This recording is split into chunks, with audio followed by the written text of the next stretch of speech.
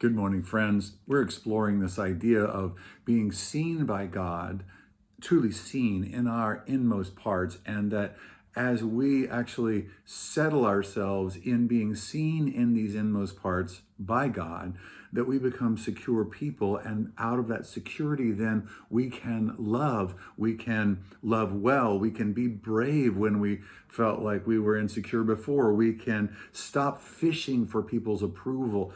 But a big deal in this is that you and I need to settle our hearts down and begin to allow the Lord to actually see us. And so we need to actually slow it down. I love the way that Peter responds when he's being seen by the Lord, and because he's it's this very interesting thing. Jesus is teaching people, but he's being crowded in on. So he asks Peter, "Hey, can I use your boat?" He gets out in the boat. He teaches everybody, and then when he's done teaching, he says, "Peter, let's put out into the water and go fishing." Peter's like, "Lord, I'm the fisherman. You're the speaker. You leave this, but at your word, I'll go ahead and do that."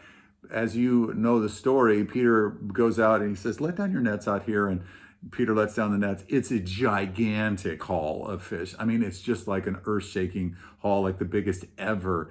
And then Peter's response after he hauls in all the fish with Jesus is, "Depart from me.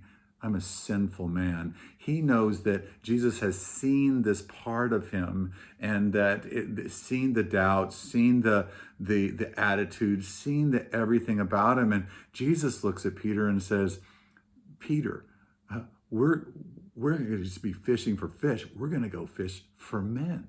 That there's a great destiny that basically Jesus is saying on your life. Join me, follow me. And instead of Jesus flushing him because he sees what's really going on inside of him, he greets him, he brings him in. And because of that, out of that, Peter's security of beginning to walk with God will continue to grow. He'll make plenty of mistakes, but Jesus sees him and restores him. Same kind of thing at the fire at the end of the book of John, where Peter has denied him 3 times, and Jesus says, "Do you love me?" He doesn't say, "Peter, let's talk about this because you've been a bad boy, and I don't know if there's any place for you in my kingdom." He says, "Do you love me?"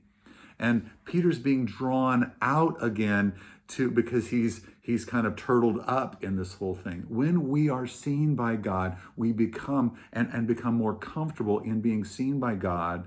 We become secure people in him, in his love, and we can love then out of that with great generosity and unprotected love. That's where we're going with this, being seen by God so we become secure so that we can love well. Thanks so much for joining me today. I'm praying for you that you'll have a brilliant and wonderful day. I love you.